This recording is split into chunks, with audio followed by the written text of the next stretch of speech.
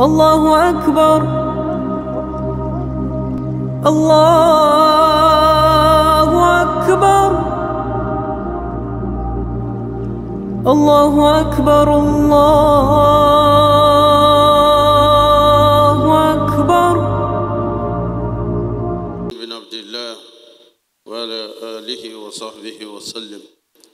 اللهم الحمنا رشدنا مراشد أمورنا ونعوذ بك من شرور أنفسنا وسيئات أعمالنا. ربنا اتم لنا نورنا واغفر لنا إنك على كل شيء قدير. رب زدنا ولا تنقصنا، رب زدنا علما والحقنا بالصالحين. Chers frères et sœurs, Allah subhanahu wa ta'ala nous dit dans le Saint-Coran, Bismillahir Rahmanir Rahim, wa zakir fa inna zikra tanfa'ul mu'minin. Rappelez, car le rappel est utile aux croyants sincères. En effet, nous avons commencé le sermon sur les grands péchés. En effet, nous avons cité 7.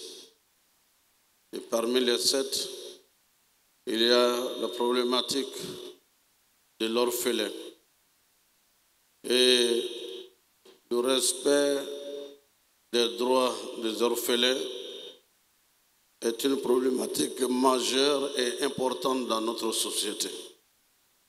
Je pourrais dire que c'est un problème existentiel qui parle d'orphelins, parle de l'existence humaine, parce que il faut en amont que le père meure et que des pères meurent. Ça pose la problématique de la mort, comme ça pose la problématique des guerres. Combien sont-ils aujourd'hui les orphelins que vous pouvez compter du fait de la guerre, du fait des conflits dans le monde, en Afrique et ailleurs dans le monde? Toutes les fois que les gens sont au front pour s'entretuer, et combien d'orphelins restent comme résultat de la barbarie humaine, comme résultat de l'égoïsme de l'homme, et comme résultat du manque, du déficit de la foi, du respect de la vie humaine. Tuer, quelquefois pour se demander pour quelle cause j'ai tué, et sans réponse. Se battre entre les êtres humains pour s'entretuer, pour détruire, dévaster des biens et enlever la vie à autrui sans le connaître, sans savoir qu'est-ce qu'il t'a fait, pour une cause quelquefois que tu ignores, mais vous allez au front ici en Ukraine, en Palestine. Combien sont-ils ces orphelins? Qu'est-ce qu'ils ont fait pour mériter leur sort? C'est pour cette raison, lorsqu'on aborde la problématique de l'orphelinat, ça nous amène très loin. Qu'il vaut mieux préparer la paix, promouvoir la paix, pour éviter justement d'enlever la vie à des hommes et à des filles qui ne l'ont pas souhaité et qui sont ainsi des victimes de barbarie. Combien d'années on va se battre au Mali? Combien sont-ils ces orphelins qui sont tués et qui laissent encore des orphelins? Au Niger, en Ukraine, en Palestine. Et les orphelins que nous avons eus de 2002 à 2010 et 2011, Ils sont des centaines, des milliers. Pourquoi? Parce qu'on n'a pas voulu s'asseoir pour faire la paix et quelquefois se demander pourquoi on a fait la guerre. Et toutes les fois que ces guerres sont faites, le pays recule de 20 ans, 50 ans en arrière pour recommencer encore à reconstruire, pour commencer encore à refaire l'économie, le social, pour se mettre encore à un programme de réconciliation. Ceux qui sont réconciliés ne savent même pas pourquoi ils se sont battus, pourquoi ils ont fait une guerre. Évitons de préparer le terrain à des orphelins qui vont venir. Et pensons à l'avenir de nos enfants et ces veuves également, qui sont malheureuses parce qu'elles n'ont ni mari, elles ont sous leurs mains des enfants qui n'ont pas de terrain d'accueil. Et c'est justement de ces enfants malheureux que le Coran parle. Et depuis toujours, il y a 21 versets du Saint-Coran qui parlent de l'orphelin.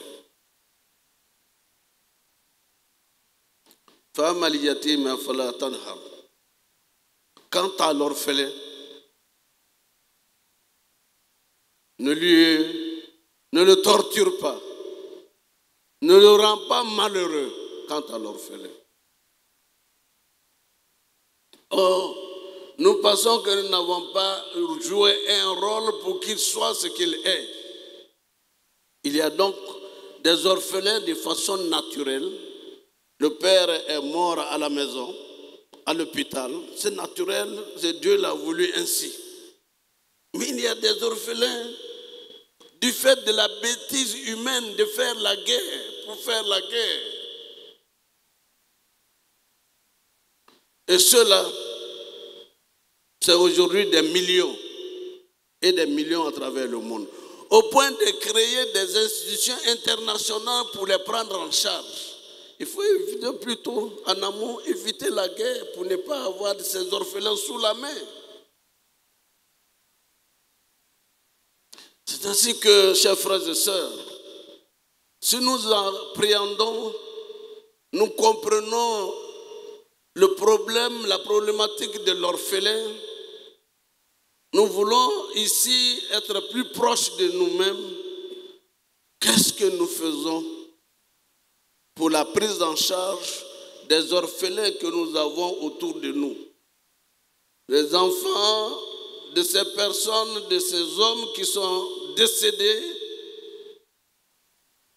et dans la pauvreté et laisser des enfants à une famille pauvre. Mais également des orphelins dont le père a été riche, qui a laissé des biens. Et ces biens sont spoliés par des oncles et des grands-enfants en défaveur des autres enfants. Ou alors, le monsieur, il avait une femme, il avait deux femmes. Il s'est marié à l'état civil avec la deuxième ou bien la première. On ne regarde plus l'islam. On veut manger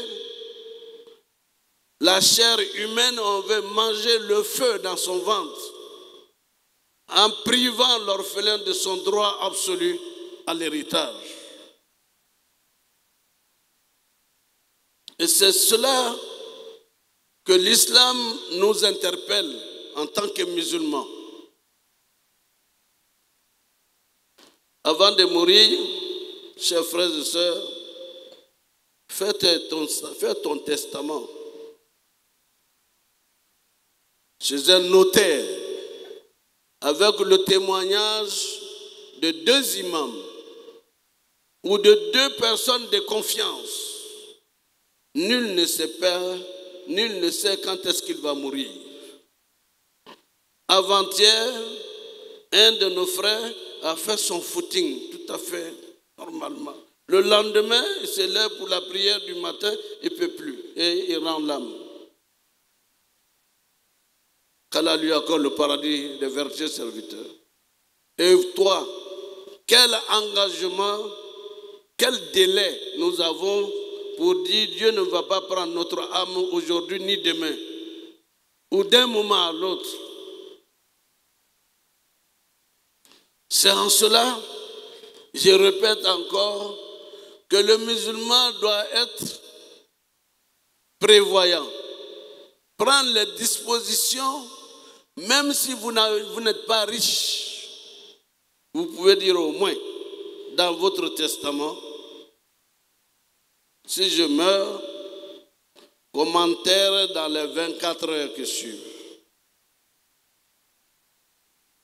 Si je meurs, qu'on ne m'enterre pas avec une caisse.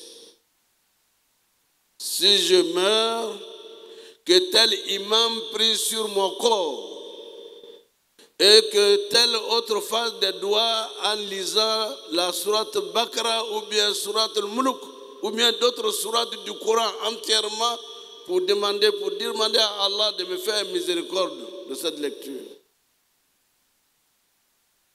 Et en choisissant également les porteurs potentiels de votre corps, de la maison, pour vous mettre en terre.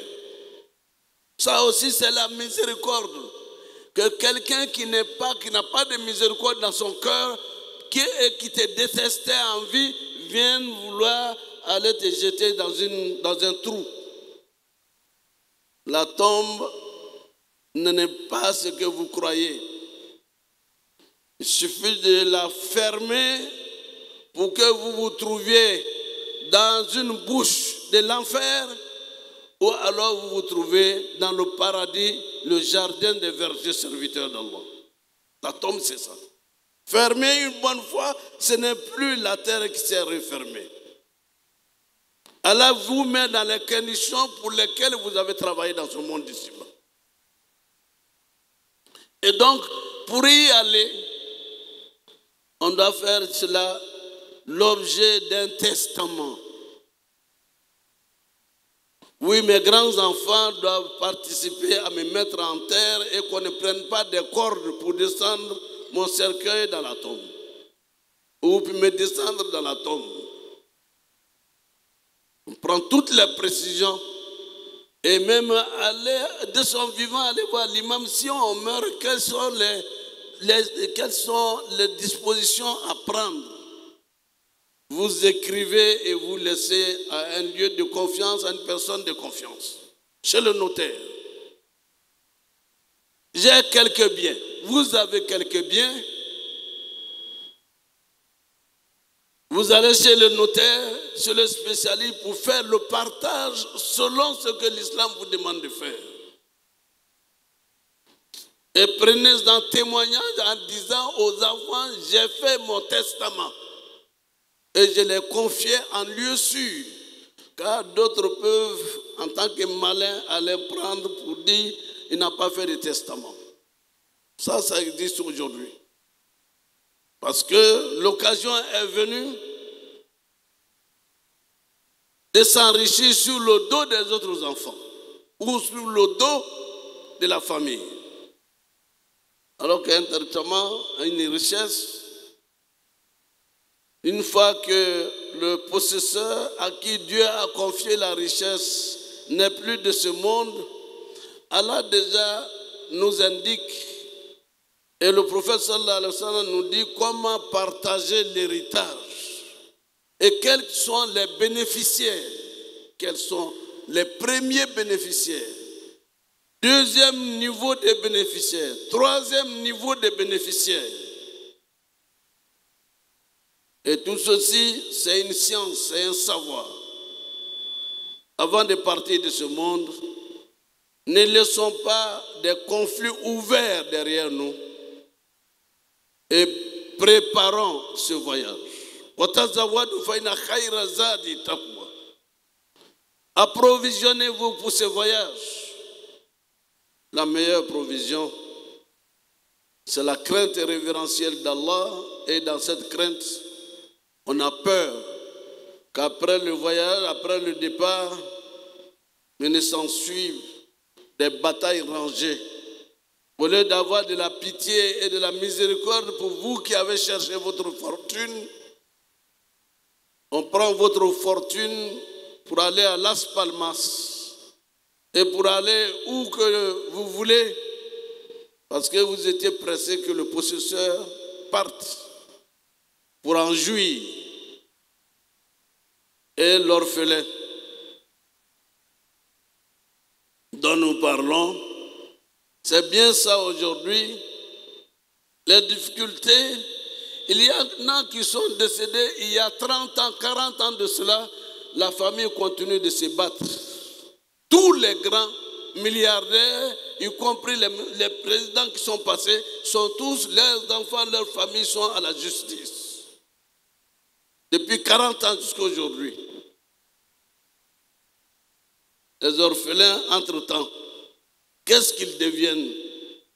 Des victimes de tragédies. Il vaut mieux prévenir que de vivre une scène macabre. Et l'islam ne nous a pas laissé les mains vides. وَمَا أَتَاكُمُ الرَّسُولُ فَخُذُوهُ وَمَا نَهَاكُمْ عَنْهُ فَانْتَهُوا. Ce que le messager vous conseille et vous donne, prenez ça comme une bouée de sauvetage. Mais lorsqu'il vous dit éloignez-vous de tel, éloignez-vous-en totalement.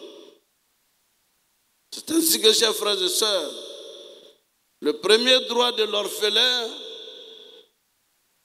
c'est de le considérer comme le compagnon du prophète sallallahu alayhi wa sallam dans l'au-delà.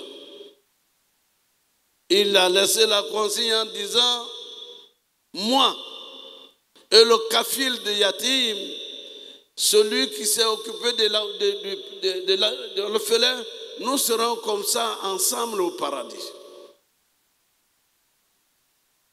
Pour avoir traité de façon convenable, avec l'affection dont l'orphelin a besoin. Le prophète dit qu'il sera le jour du jugement dernier comme ça, avec ce dernier, où cette famille qui a permis à l'enfant pas d'oublier la mort de son père ou de ses parents, mais de vivre mieux que les enfants qui sont nés de la même, dont les parents sont vivants. Et il y a des orphelins qui le témoignent. Je n'ai pas vécu l'absence de mes parents parce que je ne les ai pas connus. Mais la mère qui m'a élevé préférait mon bonheur au bonheur de ses propres enfants utérés. Et ces personnes seront comme ça avec le prophète sallallahu alayhi wa sallam le jour du jugement dernier. Chacun de nous voudrait être avec le prophète Mohammed sallallahu alayhi wa sallam. Et le foyer, la famille qui s'occupe de la meilleure façon de l'orphelin est bénie par Allah. C'est une famille qui connaît la lumière et qui ne sera pas pauvre parce qu'il y a une miséricorde chez elle à la maison, un dépôt d'Allah à la maison dont la famille s'est bien occupée. Dieu met la baraka dans la famille de l'orphelin qui est parmi vous. Il y a également que avec l'orphelin, nous avons l'occasion d'avoir la piété et la crainte d'Allah.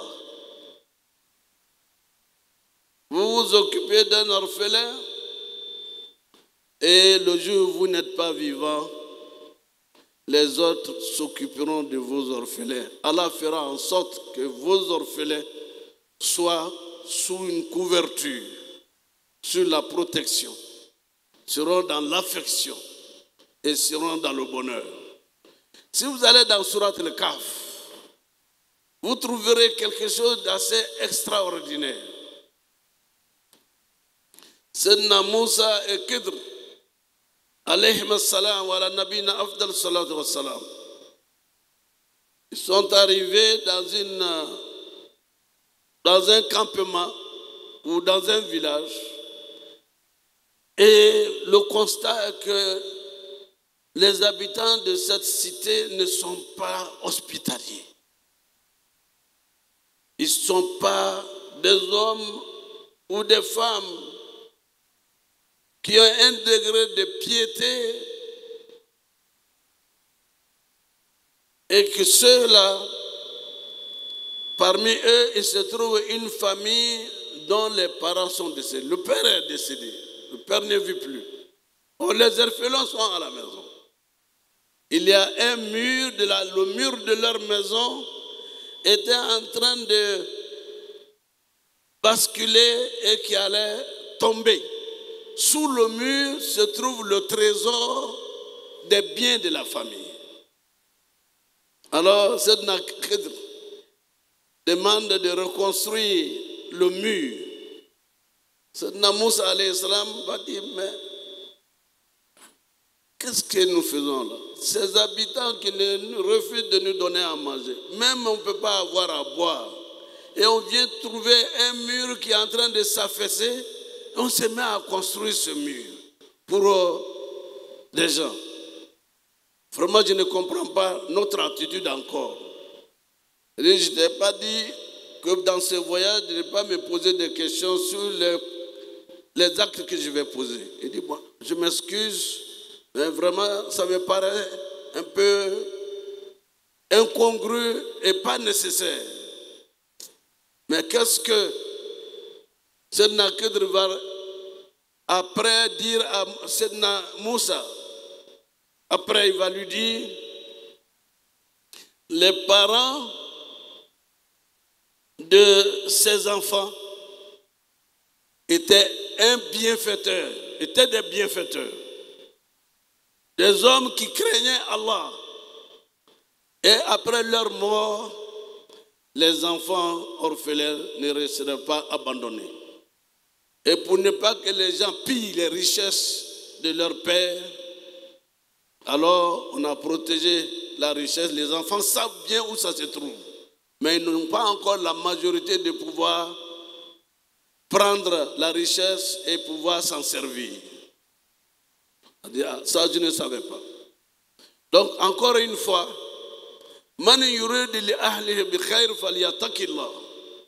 celui qui veut le bonheur à sa famille, au moment où il n'est plus de ce monde, qu'il craigne Allah dans son comportement vis-à-vis des enfants des autres. Prendre en charge les orphelins est un devoir pour nous en tant que musulmans. Il y a 2 semaines, une jeune dame qui a confié, elle me dit, nous sommes triplés, 3 filles que notre maman a mises au monde, et après nous avoir mis au monde, elle a été rappelée à Allah. Et la famille, l'orphelinat nous a accueillis, et aujourd'hui, nous sommes majeurs. Il y en a 2, il y a une qui est restée musulmane, sans équivoque. Mais les 2 autres veulent déclarer à leur famille musulmane qu'elles veulent devenir chrétiennes. Et comment aller annoncer ça à la famille? Elles viennent demander l'avis et le conseil à l'imam. Vous voyez, le débat est complexe, mais que Dieu bénisse ce qui sort dans notre bouche. Car nous l'avons, après discussion, Vous avez appris l'islam? Non. Les parents se sont occupés de vous? Non. Jusqu'à ce qu'on sorte de l'orphelinat. Mais après, oui, les parents se sont occupés, nous ont suivis à l'école. J'ai dit, mais après la vie de d'ici-bas, il y a une vie dans l'au-delà. Votre mère qui est morte après avoir accouché, Dieu l'a accueillie au paradis. Et puisque la vie ne s'arrête pas ici, après votre mort, même si vous vivez 100 ans, vous allez encore terminer par l'au-delà. Si vous n'êtes pas de la même religion que votre mère, vous n'aurez pas l'occasion de voir votre mère. Elle aura pour enfant la seule fille qui est musulmane comme elle. Qu'est-ce que vous savez de l'islam? Pas grand chose. Donc ne laissons pas nos enfants. Islamiquement, les enfants orphelins sont pris en charge en famille. Et s'il y a des institutions de prise en charge, il faut que nous-mêmes, nous puissions avoir nos institutions de prise en charge des orphelins. Et de nos orphelins. Sinon, c'est de bonnes guerres que ceux et celles qui s'occupent des orphelins, dans leur cadre, ne leur montrent que ce qu'ils savent, ce qu'ils connaissent. Mais c'est resté perplexe. Elles m'ont appelé régulièrement que je suis en train de méditer sur notre entretien. Je suis en train de méditer, nous sommes en train de méditer sur l'entretien que nous avons eu. Face à Allah, que la lumière d'Allah rejaillisse dans leur cœur et qu'elles acceptent de suivre leur mère une fois sorties de ce monde pour être encore dans la béatitude et cet amour avec leur mère dans l'au-delà. Et beaucoup sont dans ce cas, chers frères et sœurs. Les enfants dont le père n'est pas vivant et les parents ne sont pas vivants doivent être pris en charge par notre communauté dans les familles. Que leurs biens ne soient pas spoliés par des oncles ou des aînés. Ce sont ces problèmes que nous, l'imam et moi, et dans d'autres mosquées, les problèmes auxquels nous sommes confrontés régulièrement. L'aîné de notre famille a récupéré tous les biens et il va payer pour qu'on ne puisse pas avoir quelque chose. Et nous n'avons rien à manger. Chacun est témoin de ce qu'il sait. Mais ce que nous savons et qui est sûr, nous n'allons pas rester dans ce monde. Et il faut donc préparer le départ. La meilleure préparation, je l'ai dit dès le départ, retenez, faites votre testament depuis maintenant jusqu'au jour où Allah aura besoin de chacun de nous, que le testament détaillé avec témoin à l'appui soit fait. Mon frère me disait l'autre jour, j'ai fait mon testament et j'ai donné ça à mon épouse. Et j'ai dit, voilà mon testament. Et je vais le confier et j'ai fait ceci. Il dit, Koutouou.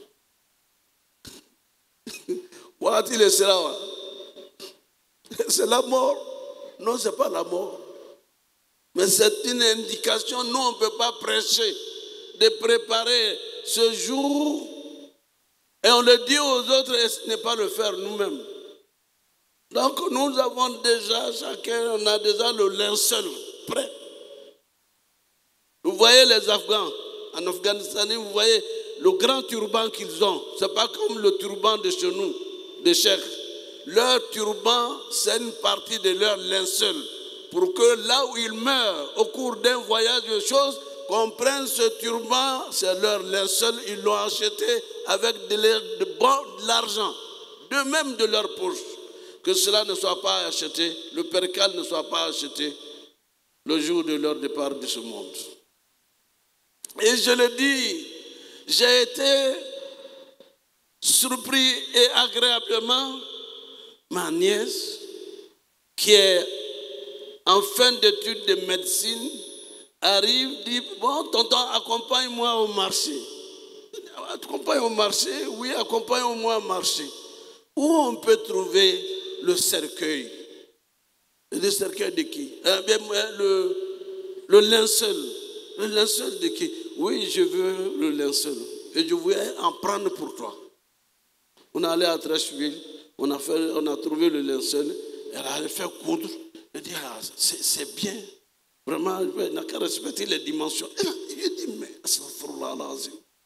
c'est moi qui étais étonné. Mais elle l'a fait.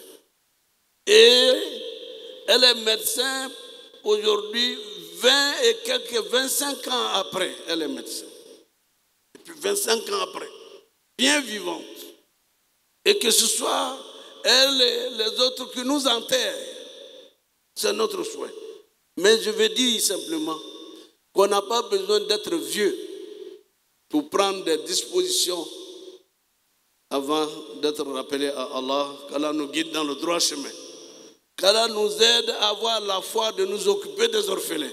أقول قولي هذا واستغفر الله لي ولكم ولسائر المسلمين من كل ذنب فاستغفروه إنه هو الغفور الرحيم. الله حكيني مدام أمبك منا منغا أمبك منا ياتموتا حكيلك ياتما يجوي دم فاسلا ولا ياتما ياتما يادو أبصر كفلا لفه Fabesa banabolo ani aywa ono nyona ko mais yatman mu kasia katim yatman beka kele mu bekela anga jamana ula angara mojat mbafa na kwa ma kele ba ko kele ba iban ala ange kele ba moye ala kana ange kele kelaye njole njoteo ala jolo ala angsi fitana ni balawu bela denima kelemu be anyabe mu labi yatima mimbola ni ka konte bi akasia million ye die kono kurana ko ala rek alonko kelewu bena ke kelewu kere kela islamao ni yatima mba bolo aya arjene soro sababu odole yatmai ala chiwa kwa ina sallallahu alaihi wasallam kwa le ani yatmere la domba kanya mimbi jantwala kanila kisi kwa le ni ubena kenyo mlota arjene beba erelo fasala mo kele mena kana beje kanu wa ko sebebe anu bamsolla ko sebebe nelela sebeti la na da da la kiyama so sane o ke sane ta yese ta do wati tala suni tele ibe ba kumala kaza ilaka sayake ibe to bara de la kasa en même temps panye sebeli ke kabla fembe au muble fenda u bolo e umwe isu go ya bana ke chumi ibo sebe ka serea ke irla mo kana tolonge isula karo kele karo fla karo sabas isu mado hal nile malo ka fo kokobe ibala ku ta ko manya kola anji ronya ala anji ronya inyu yoro manya iji yoro bena nya chodme sana iba fe inyu ko enya iji ko enya kiama asebe serea kairela nyafe mu beta min beta nsuko ya mba fa ayeketa na ayakana mo bena nsuko o mo yeta ko betofo mo bena seli nsuka almam bena seli ka mbanyine ko yekaniye o yekaniye do mu bena ke kurana mu bena kara ebisa ka fo mo do ko nin sara ye do nin karanye akadi ntolonye na kara na lo mikitu kaburu kono oni sodia ibo soro kabaka brajiso alaka hina kabona anya hina yarala kwanya hina yatima ula mogo nile ka yatima doroma kele iko domo idala ko jahannama tasma bina ka iba kumi be wode domna ikono barala ite nyasma soro duye kono kiyama yere membi kono na okaju katu beka anyan jando an yerla ka tama muloki yerla bek angana anto anni buluka duyerete ka bor wari ko ka bor na floko ibna ta kan mbeto ke bon ni mobile ni aywa fani baba mu be perkale wala bena tibulukata ta dolla kilala mo ni ibna sallallahu ikra masayo ikra aywa boyo ikra fenveye inana chomi ila kulun obna itya kibla fani kungurun dola kada idialama masamen do eleta jugement te ka foni farini fombe da kita isri kata ila koro adonu ka mejula kana ko ala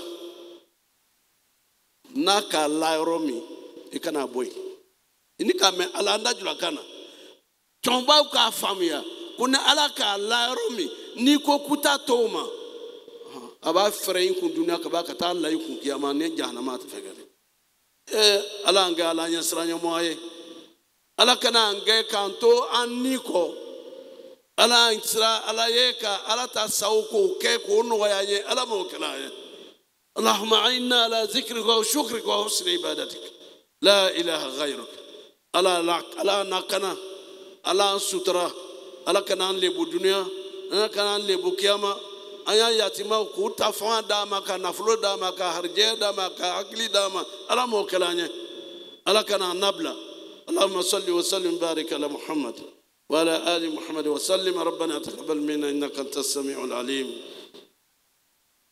وتب علينا يا مولانا إنك أنت التواب الرحيم اللهم أعز الإسلام والمسلمين وذل الشرك والمشركين اللهم انصر عبادك المؤمنين اللهم انصر من نصر الدين واخذل من خذل المسلمين يا رب العالمين اللهم نسألك الهدى والتقى والعفاف والغنى اللهم نسألك موجبات رحمتك وزائم مغفرتك والسلامة من كل اسم والغنيمة من كل بر والفوز بالجنة والنجاة من النار اللهم أحسن عاقبتنا في الأمور كلها وأجرنا من خزي الدنيا وعذاب الآخرة توفنا مسلمين والحقنا بالصالحين اللهم اغفر لنا والوالدين ووالد والدينا وارحمهم كما ربونا صغارا يا رب العالمين ربنا اغفر لنا ولإخواننا الذين سبقونا بالإيمان ولا تجعل في قلوبنا غلا للذين آمنوا ربنا إنك رؤوف رحيم ربنا هب لنا من أزواجنا وذرياتنا قرة أعين واجعلنا للمتقين إماما اللهم أحسن عاقبتنا في الأمور كلها وأجرنا من خزي الدنيا وعذاب الآخرة اللهم أحسن عاقبتنا في الأمور كلها وأجرنا من خزي الدنيا وعذاب الآخرة توفنا مسلمين والحقنا بالصالحين غير خزايا ولا مفتونين يا رب العالمين وصلى الله تبارك وتعالى على عبده ورسوله محمد المصطفى عليه وصحبه وسلم سبحانك اللهم بحمدك نشهد أن لا إله إلا أنت نستغفرك ونتوب إليك سبحان ربك رب العزة ما يصفون والسلام على المرسلين والحمد لله رب العالمين. الله أكبر الله أكبر الله أكبر الله